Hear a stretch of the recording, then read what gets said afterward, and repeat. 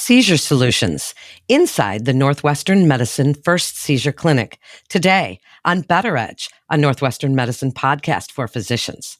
I'm Melanie Cole, and we have a panel for you today with two Northwestern Medicine physicians, Dr. Cody L. Nathan.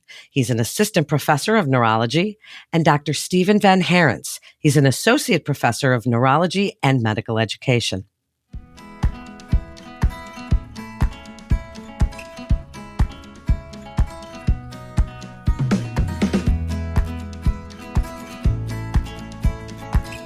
Dr. Nathan, I'd like to start with you.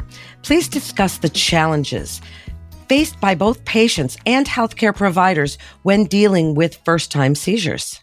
Sure. Thank you so much for having us today. So I think from a patient perspective, this can be a very overwhelming thing to have a first-time seizure of life or to have a first-time event that's concerning possibly for seizure. And so a lot of the patient challenge comes down to counseling the patient and talking them through it. And trying to ensure that we can come up with a good solution to try to prevent these events from happening in the future. For providers, whenever I see the patients in clinic, really the question is, was this a seizure or not a seizure? And that's because it really takes us down different pathways in terms of both our diagnostic workup, but also the treatment that we do.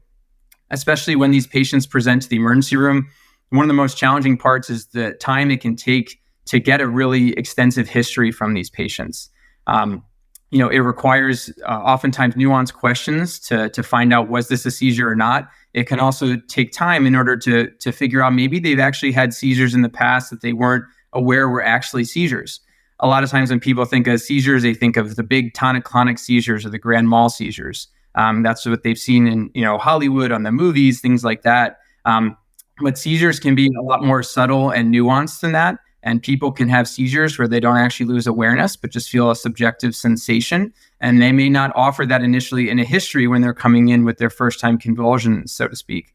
And so taking the time to get a very detailed history is the critical part of this, and it can also be a limiting factor in terms of being in the emergency room. Dr. VanHaerents, can you provide a quick overview of the Northwestern Medicine First Seizure Clinic and how the new clinic aims to resolve some of the issues that Dr. Nathan just described? Of course, and thank you for having me as well. I think historically, I'll take you back to during the pandemic when we started this clinic back in 2020. And, this really stemmed off patient perspective and patient quality where after a first-time seizure, the patient is honestly scared, and they oftentimes either go to their primary care physician or more oftenly end up in the emergency room. And with the national shortage of neurologists, and particularly epilepsy specialists, when then told to call to make a follow-up appointment, being told 3 to 6 months for an appointment when they're scared, it was just honestly too long. And then they really have no one to talk to. And what can often then happen is a subsequent seizure, and then they end up back in the emergency room again. So we recognize this as a problem, but we also recognize that there's not enough neurologists. So we realized we needed a more streamlined process to get these patients in who really have no one. How do we, because there's lots of patients that we also see for second opinions or things, but they have someone that they can still go to in the meantime. So this clinic was essentially created from that idea. And we wanted to make it so that these patients could also get their kind of standardized testing at the same time. One of those tests being an EEG, looking at their brain waves and seeing their risk for an underlying epilepsy.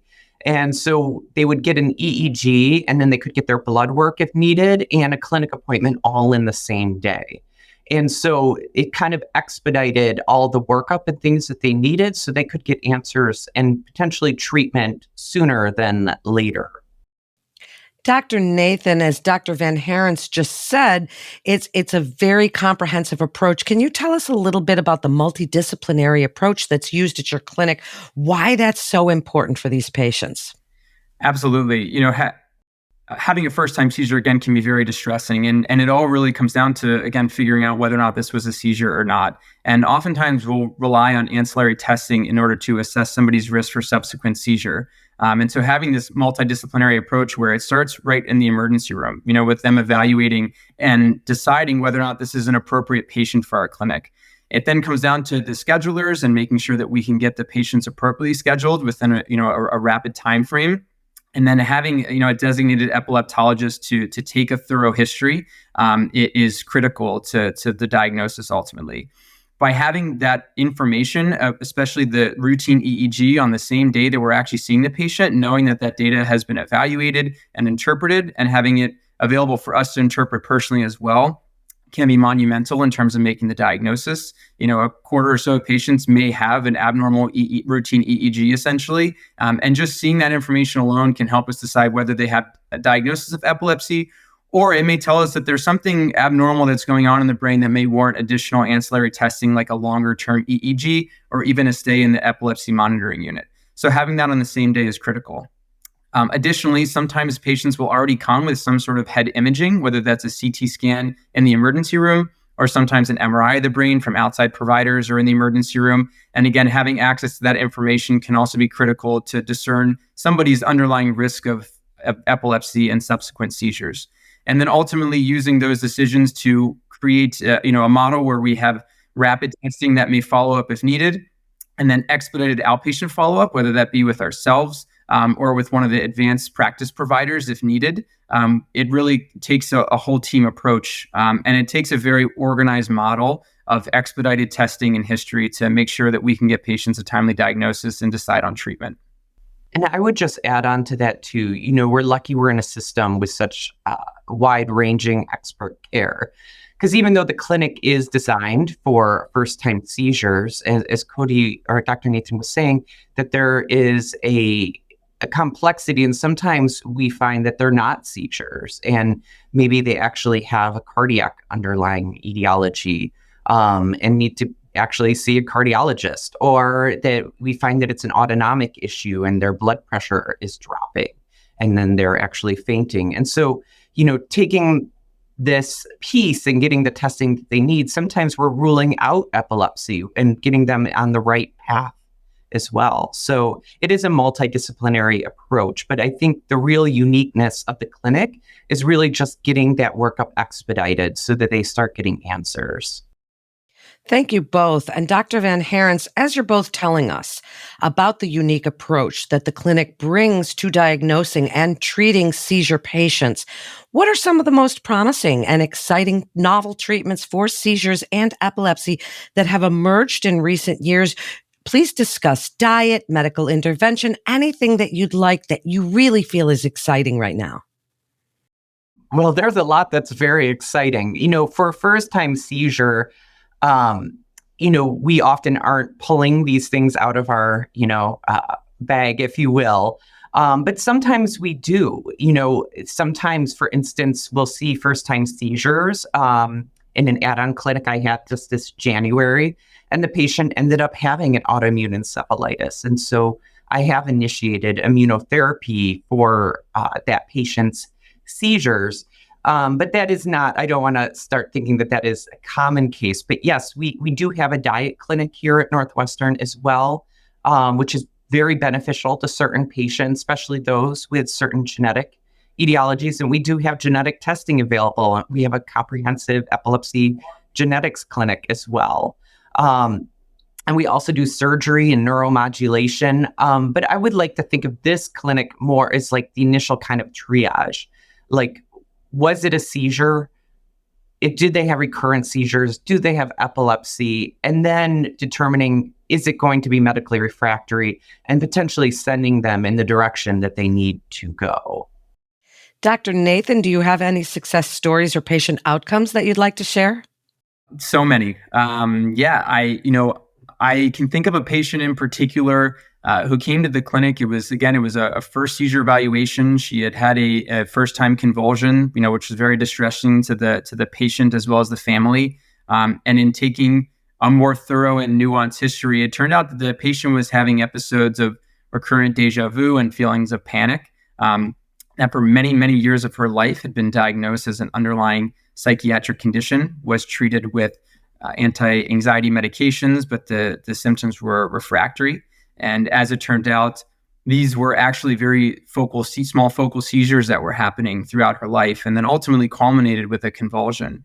And upon revealing that to the patient, I was initially thinking it'd be met with a lot of distress or feeling upset, and having gone undiagnosed for many years, but actually it was met with a great, great sense of relief in just understanding and validation for the fact that all these feelings that the patient had, again, these were subjective. If you were to look at the patient, there was no motor symptoms or other features that you might say this person's having a seizure, but were incredibly distressing. And so for that patient to feel validated, knowing that, yes, these were very much symptoms that were out of their control and ultimately could be treated with anti-seizure medication, she was overwhelmed with a feeling of relief, which is not something you'd expect in telling someone they have a diagnosis of epilepsy. But that feeling of validation and also the ability to counsel them, which is really my favorite part of the clinic, is establishing, the rapport and knowing that we're going to establish a long-term relationship to ensure that, we can come to the most appropriate treatment plan to help reduce their risk of seizures, counsel them on seizure safety, counsel them to let them know when they can reach out, if they're having these symptoms again, and the tests that we're going to be able to do. It provides people with a great sense of relief. And so I find that the most rewarding. Dr. VanHaerents, do you have any patient success stories or outcomes that you'd like to share? Oh, of course. I mean, I think there's been a lot, and some, aren't always necessarily like happy findings, but sometimes just catching things early.